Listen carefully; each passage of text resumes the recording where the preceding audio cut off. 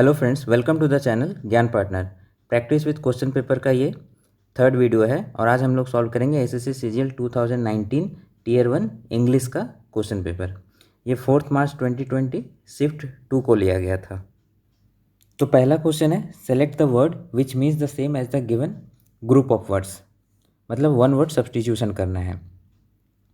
A sudden rush of a large number of frightened people और animals. Sudden rush मतलब अचानक से जो भाग दौड़ शुरू होती है, किनका?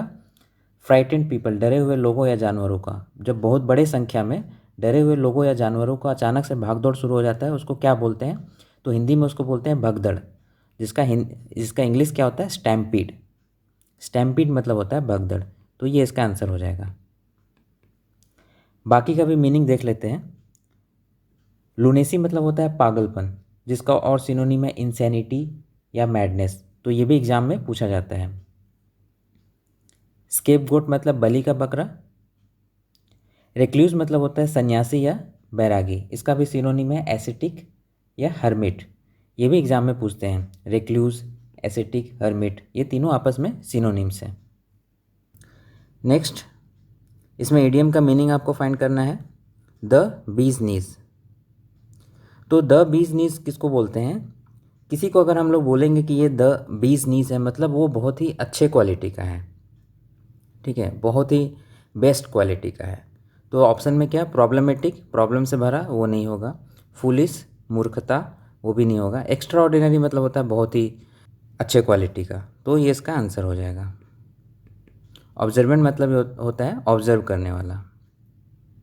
ठीक है, अब द बीज नीज का आप एक बार ओरिजिन जान जाएंगे तो आपको ये इडियम बार बार याद करने की ज़रूरत नहीं पड़ेगी।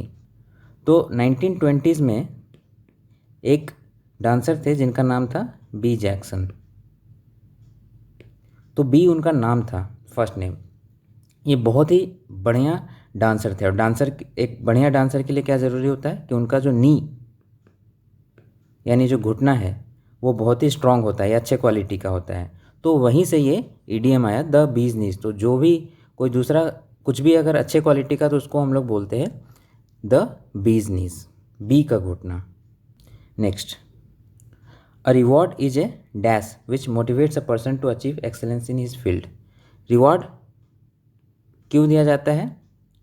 वो क्या है जिससे लोगों को मोटिवेशन मिलता है to achieve excellence in his field, अपने फील्ड में अच्छा पाने की मोटिवेशन मिलती है। तो क्या होगा? ऑप्शन देखते हैं। रिकॉग्निशन, पहचान। मेमोरियल एक तरह का स्मारक, कलेक्शन, संग्रह, और मॉन्यूमेंट भी होता है स्मारक। तो रिकॉग्निशन होगा क्योंकि रिवॉर्ड क्या है? एक रिकॉग्निशन मतलब पहचान, सामाजिक प्रशंसा जिसको बोल सकते हैं। तो ये इसका आंसर हो जाएगा। बाकी का मीनिंग भी एक बार आप लोग देख लीजिए क्योंकि ये भी काफ़ी बार एग्जाम में पूछते हैं।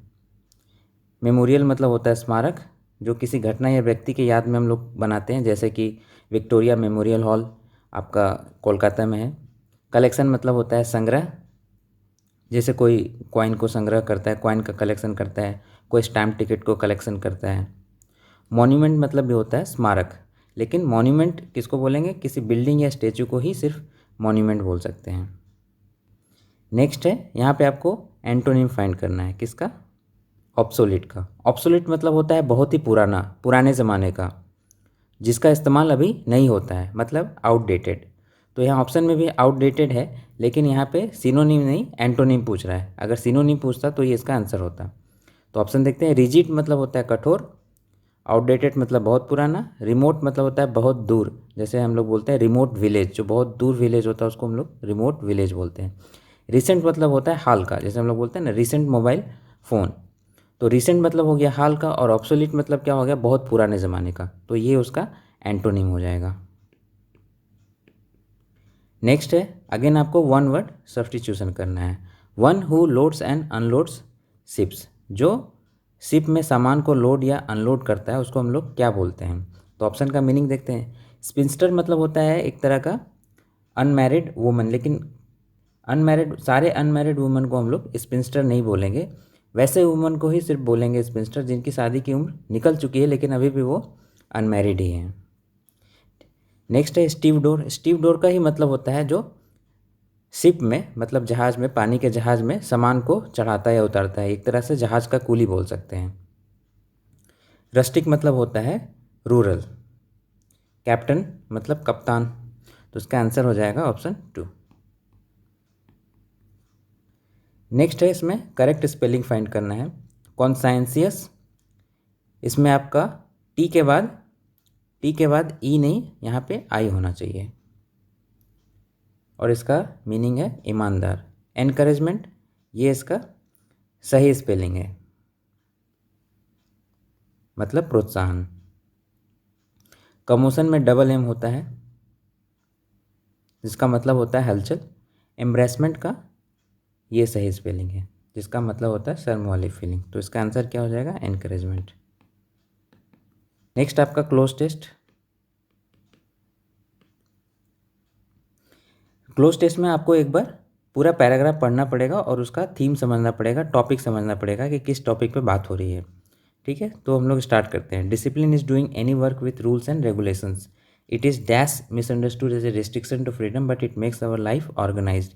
Discipline is a dash for students and people in different professions. A disciplined person always dash in each and every field of life.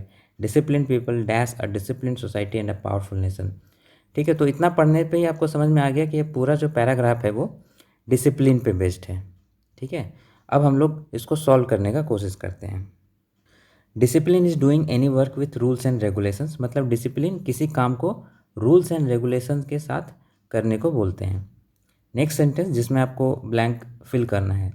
It is dash misunderstood as a restriction to freedom, but it makes our life organize. ऐसा misunderstand किया जाता है कि जो discipline है वो restriction to freedom है, हमारे फ्रीडम के लिए रेस्ट्रिक्शन है, but it makes our life organize, लेकिन ये हमारे लाइफ को क्या करता है? ऑर्गेनाइज करता है। तो अब हम लोग ऑप्शन देखते हैं। It is proudly misunderstood. Proudly मतलब बहुत घमंड के साथ ऐसा गलत समझा जाता है, तो वो यहाँ पे सेट नहीं हो रहा है। स्लोली मतलब बहुत धीरे धीरे ऐसा गलत समझा जाता है, वो भी यहाँ पे सेट नहीं हो रहा है। यूजुअली मतलब होता है प्रायः, तो हम लोग ऐसे बोलते हैं ना, इट इज़ ऐसा प्रायः ऐसा समझा जाता है, लेकिन वो ऐसा नहीं है, तो ये यहाँ पे वर्ड जो है यूजुअली वो वहाँ पे सेट हो रहा है। It is usually misunderstood as a restriction to freedom, but it makes our life organized. Happily मतलब खुशी खुशी से, तो वो भी नहीं सेट हो रहा है। Next, discipline is a dash for students and people in different professions. तो डिसिप्लिन क्या है स्टूडेंट के लिए और पीपल इन डिफरेंट प्रोफेशन के लिए? तो ऑप्शन डिसएडवांटेज। तो डिसिप्लिन कभी भी डिसएडवांटेज नहीं हो सकता है, वो तो एडवांटेज होना चाहिए। वर्चू मतलब होता है एक तरह का नैतिक गुण, राइचुअसनेस। ठीक है, तो डिसिप्लिन एक राइचुअसनेस हो सकता है, तो ये इसका आंसर हो सकता है। बाकी का मीनिंग देखते हैं। कर्स मतलब होता है श्राप, तो डिसिप्लिन कर्स भी नहीं हो सकता है। ड्रीम सपना, ये भी नहीं हो सकता है, तो इसका आंसर हो जाएगा 2। Discipline is a virtue for students and people in different professions. Next, a discipline person always dash in each and every field of life. Discipline person क्या करता है? हमेशा अपने each and every field of life में क्या करता है? Succeed होता है। ठीक है, तो मतलब सफल होता है। तो सक्सेस, सक्सीड, सक्सीड्स, सक्सेस और सक्सेसफुल। तो सक्सेस और सक्सेसफुल क्यों नहीं होगा? क्योंकि सक्सेस एक नाउन है, सफलता, और सक्सेसफुल एक एडजेक्टिव है, सफल। यहाँ पे क्या होना चाहिए? भर। सक्सीड या सक्सीड्स में होगा, तो सक्सीड होगा या सक्सीड्स? तो सक्सीड्स होगा। क्यों? क्योंकि डिसिप्लिन पर्सन, ये जो सब्जेक्ट है ये थर्ड पर्सन में, थर्ड पर्सन के साथ हमेशा एस या ई एस वाला फॉर्म आता है। Next, a discipline people dash a discipline society and a powerful nation. ठीक है, डिसिप्लिन पीपल क्या करता है? एक डिसिप्लिन सोसाइटी और पावरफुल नेशन बनाता है। अब यहाँ पे मेक का कौन सा फॉर्म होगा? मेक्स होगा, मेक होगा, मेड या हैड मेड? तो ऑब्वियसली यहाँ पे एक जनरल ट्रूथ की बात कर रहे हैं, तो हमेशा ये प्रेजेंट टेंस में ही होता है। ठीक है, तो मेक या मेक्स ही हो सकता है। तो अब यहाँ पे मेक होगा। क्यों? क्योंकि यहाँ पे जो सब्जेक्ट है डिसिप्लिन पीपल, ये थर्ड पर्सन में तो है लेकिन प्लूरल है। इसके पहले वाले में क्या था? ये थर्ड पर्सन में सिंगुलर था, इसलिए एस या ई एस का फॉर्म आया था। लेकिन यहाँ पे क्या है? Discipline people third person plural form है, इसलिए प्लूरल फॉर्म के साथ हमेशा ये भी वन आता है, इसलिए ये इसका आंसर हो गया। Next, discipline should not be dash upon the people, rather it should come from with in. Discipline को क्या नहीं करना चाहिए लोगों के ऊपर?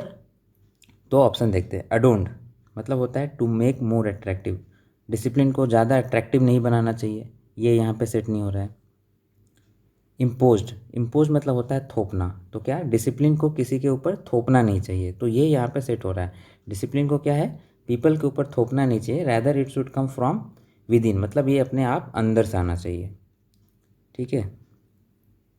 कर्व्ड मतलब होता है टू चेक, रोकना, ये भी यहाँ पे discipline should not be curved, ये भी नहीं सेट हो रहा है। रिपोज्ड मतलब रेस्ट करना, ये भी नहीं हो रहा है, तो इसका आंसर वही हो जाएगा ऑप्शन 2। नेक्स्ट है, आपको एंटोनिम फाइंड करना है, डेरोगेटरी। डेरोगेटरी मतलब होता है अपमानजनक। अब ऑप्शन देखते हैं। इंट्रिकेट मतलब होता है बहुत ही कॉम्प्लिकेटेड, जिसको बोल सकते हैं पेचीदा। कॉम्प्लीमेंट्री मतलब होता है बहुत ही प्रशंसनीय। इंसल्टिंग मतलब भी होता है अपमानजनक। डिप्रिसिएटिंग मतलब होता है किसी का वैल्यू कम होना, जैसे कि अगर हम लोग टीवी खरीदते हैं तो धीरे धीरे उसका वैल्यू क्या होता है, डिप्रिसिएट होता है, मतलब धीरे धीरे कम होता है। तो डेरोगेटरी का एंटोनिम क्या होना चाहिए, कॉम्प्लीमेंट्री। अगर सिनोनिम पूछता तो ऑप्शन 3 इंसल्टिंग हो जाता। Next, fill in the blank.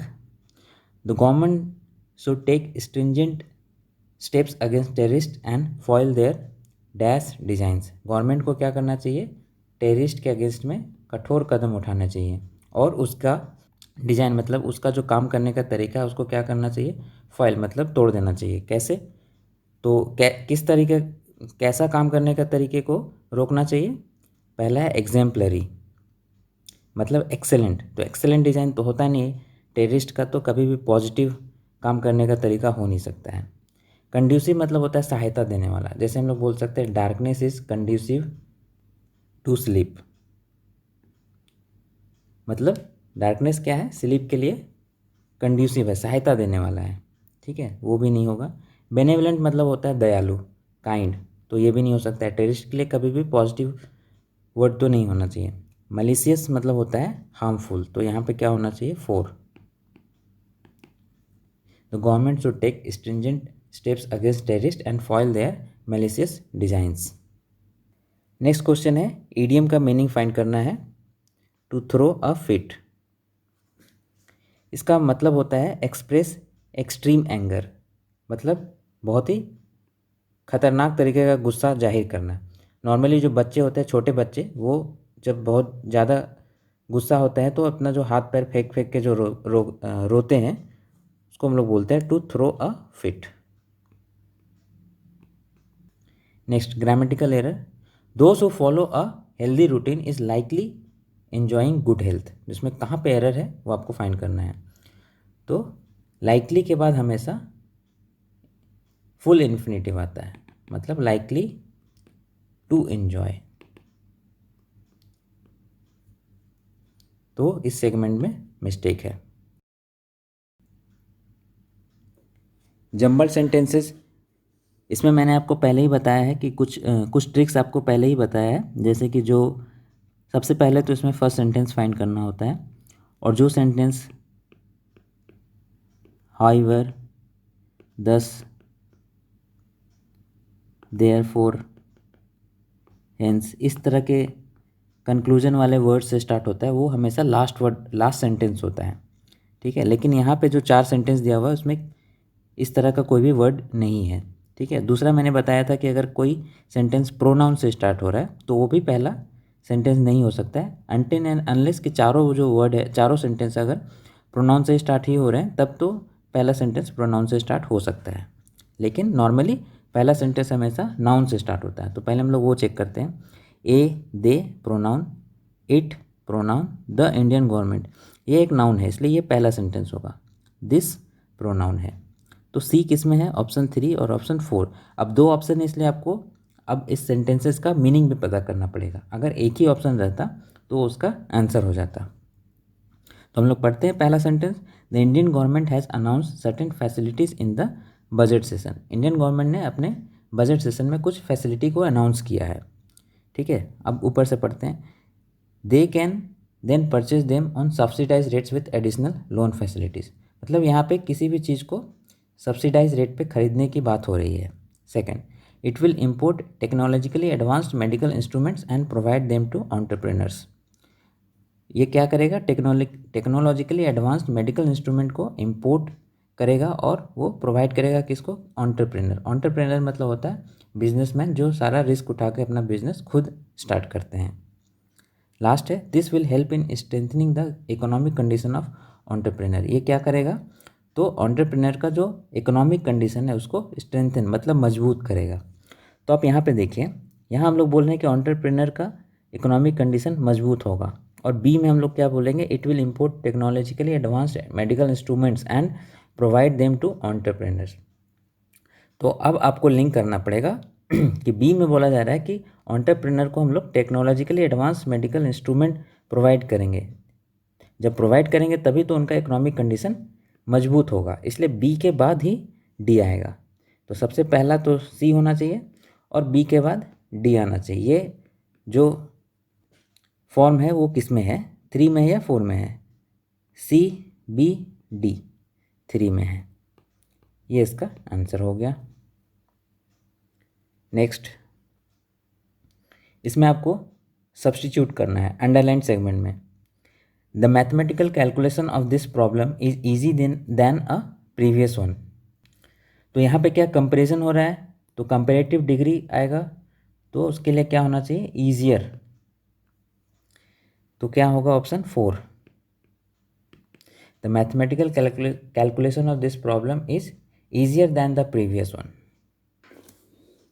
Next, synonym, acknowledgement. Option देखते हैं, कन्फ्यूजन मतलब भ्रम, एलिमिनेशन मतलब निष्कासन, कॉम्पनसेशन मुआवजा, कन्फर्मेशन। तो कन्फर्मेशन हो सकता है, जैसे कि उस सेंस में हम लोग उसको बोलेंगे, जैसे आप अगर स्पीड पोस्ट जाते हैं तो आपको एक एक्नॉलेजमेंट दिया जाता है, वो क्या होता है, एक तरह का कन्फर्मेशन होता है। Grammatical error, when I reach the cinema hall the movie had already began. कहाँ पे एरर है, तो मूवी हैड ऑलरेडी क्या होना चाहिए, बिगन, क्योंकि हैड परफेक्ट फॉर्म है उसके साथ हमेशा B3 आता है, तो बिगिन, बिगैन, बिगन, इसलिए इसका आंसर होगा ऑप्शन, मतलब किस सेगमेंट में मिस्टेक है, लास्ट सेगमेंट में। नेक्स्ट क्वेश्चन, ये नरेशन का क्वेश्चन है, इसमें डायरेक्ट फॉर्म में दिया हुआ है, उसको इनडायरेक्ट फॉर्म में बनाना है। The teacher said to me you have not submitted the assignment. तो सबसे पहले आप इसमें एक ट्रिक फॉलो कर सकते हैं। आपको पता है कि यू हैव मतलब ये प्रेजेंट परफेक्ट टेंस में है, तो ये कन्वर्ट होके क्या बन जाता है, पास्ट परफेक्ट। तो क्या होना चाहिए, क्या आना चाहिए, हैव का हैड होना चाहिए। तो पहला में हैव है इसलिए ये नहीं होगा, सेकंड में भी हैव है इसलिए ये नहीं होगा, थर्ड में भी हैड है और फोर्थ में भी हैड है, तो ये दोनों में ही एक हो सकता है। तो थर्ड में क्या दिया हुआ है, द टीचर सेड मी, तो यहाँ पे ही मिस्टेक है, द टीचर सेड के साथ हमेशा टू मी होना चाहिए। द टीचर टोल्ड मी सही होता है, लेकिन सेड के साथ टू मी आना चाहिए, इसलिए इसका आंसर हो जाएगा ऑप्शन 4। इसमें आपको करेक्ट स्पेलिंग फाइंड करना है। एम्प्लॉयड, इसमें ये डबल ही नहीं होगा, सिंगल ही होगा। ऑप्शन 2 रिहर्सल, ये इसका सही स्पेलिंग है। वेटनरी, ये सही स्पेलिंग है, इसलिए ये इसका आंसर हो जाएगा। सेपरेबल, पैसिव फॉर्म बनाना है और एक्टिव फॉर्म में दिया हुआ है। Is his Elder sister taught him English, तो यहाँ पे हिम है वो क्या हो जाएगा, ही। टॉट है मतलब सिंपल पास्ट टेंस है, इसलिए was taught English by his Elder sister, option 3। यहाँ पे आपको अंडरलाइन सेगमेंट में सब्सटीट्यूशन करना है। No effort has been made by the Indian cricket team to cash off on its vibrant image in the world cup. Cash off नहीं होगा, क्या होना चाहिए, कैश इन। ठीक है, कैश इन मतलब होता है भुनाना। तो कोई एफर्ट नहीं लिया गया bye the Indian cricket team, जो उनका वाइब्रेंट इमेज है वर्ल्ड कप में, उसको कैश इन करने के लिए। क्वेश्चन नंबर 24, यहाँ पे जंबल सेंटेंसेस दिया हुआ है। तो अभी पहले जो मैंने जंबल सेंटेंसेस का जो क्वेश्चन सॉल्व किया था उसमें आपको बताया था, ट्रिक फॉलो करेंगे अभी यहाँ पे। दिस एक प्रोनाउन है, इसलिए ये पहला सेंटेंस नहीं हो सकता है। दस एक कंक्लूजन वाला वर्ड है, इसलिए ये भी पहला सेंटेंस नहीं होगा। इट ये भी एक प्रोनाउन है, इसलिए भी पहला सेंटेंस नहीं होगा। चिल्ड्रेन एक नाउन है, इसलिए ये पहला सेंटेंस होगा। सी पहला सेंटेंस होगा। लेकिन ऑप्शन 1 और ऑप्शन 3 दोनों में सी है, इसलिए अब सेंटेंसेस का मीनिंग भी समझना पड़ेगा। तो पहला सेंटेंस पढ़ते हैं। See children as well as teenagers are tempted towards junk food. मतलब जो बच्चे और टीनेजर्स दोनों क्या होते हैं, जंक फूड की तरफ अट्रैक्ट होते हैं, टेम्प्ट होते हैं। ठीक है, पहला सेंटेंस ए पढ़ते हैं। This is because of its aroma flavour and variety in the market. ये क्यों होता है, क्योंकि बिकॉज ऑफ इट्स उसके अरोमा मतलब सुगंध, फ्लेवर और variety in the market. Market में इतनी तरह के वैरायटी वाले जंक फूड है कि बच्चे उसके तरफ अट्रैक्ट होते हैं। Thus it leads to poor health and mental disorders among children. Thus ये क्या होता है, जो बच्चे में पुअर हेल्थ और मेंटल डिसऑर्डर की तरफ ले जाता है। It has no or negligible nutritional value and high content of sugar and salt. इसमें नेग्लिजिबल न्यूट्रिशनल वैल्यू मतलब कोई भी न्यूट्रिशनल वैल्यू नहीं है, और हाई कंटेंट ऑफ शुगर मतलब शुगर का बहुत ही हाई कंटेंट, शुगर और सॉल्ट दोनों का हाई कंटेंट होता है। तो अब यहाँ पे आपको समझना है कि सी के बाद कौन सा सेंटेंस आना चाहिए। तो सी के बाद ए आएगा, क्योंकि सी में हम लोग बोल रहे हैं कि children as well as teenagers are tempted towards junk food. मतलब चिल्ड्रेन और टीनेजर जंक फूड की तरफ अट्रैक्ट होते हैं। उसका रीज़न दिया हुआ है ए में, this is because of its aroma flavour and variety in the market. क्यों अट्रैक्ट होते हैं, बिकॉज वैरायटी बहुत अवेलेबल है मार्केट में, और जंक फूड का अरोमा फ्लेवर बहुत ही टेम्प्टेड होता है, अट्रैक्टिव होता है। तो सी के बाद ही ए आना चाहिए, तो ऑप्शन 3 हो जाएगा। और ऐसे भी आप देख सकते हैं 10 मैंने आपको बोला कि ये हमेशा लास्ट सेंटेंस ही होता है। तो बी किस में है, अच्छा दोनों में बी लास्ट है, इसलिए जो पहला वाला ट्रिक फॉलो किया वो उसी से सॉल्व हो जाएगा कि सी के बाद ही ए आना चाहिए, जस्ट बाद आना चाहिए, क्योंकि सी में हम लोग जो सेंटेंस बोल रहे हैं उसका रीज़न तुरंत ए में दिया हुआ है। नेक्स्ट, इसमें आपको सिनोनिम फाइंड करना है। प्रोडिगल, तो हम लोग मीनिंग देखते जाते हैं। प्रोडिगल मतलब होता है फिजूल खर्च। ट्रिवियल मतलब होता है बहुत छोटा, जो बहुत छोटे वैल्यू का होना, ऑफ लिटिल वैल्यू। एक्स्ट्रावैगेंट मतलब भी होता है फिजूल खर्च। एरोगेंट मतलब होता है अक्कड़ भी है, बहुत घमंडी टाइप का। और हम्बल मतलब होता है बहुत नम्र नम्र स्वभाव वाला। तो एरोगेंट और हम्बल जो क्या है, एंटोनिम और सिनोनिम है। लेकिन यहाँ पे क्या पूछ रहा है, प्रोडिगल का सिनोनिम, तो क्या होना चाहिए, एक्स्ट्रावैगेंट। तो अगर आपको ये वीडियो अच्छा लगा तो लाइक एंड शेयर, और हमारा फेसबुक ग्रुप ज़रूर ज्वाइन कर ले। इसका जो लिंक है आपको डिस्क्रिप्शन बॉक्स में मिल जाएगा, वहाँ पे आप कोई भी क्वेश्चन, कोई भी अपना डाउट पूछ सकते हैं, और उसका आंसर आपको बहुत ही जल्दी दे दिया जाएगा। Thank you.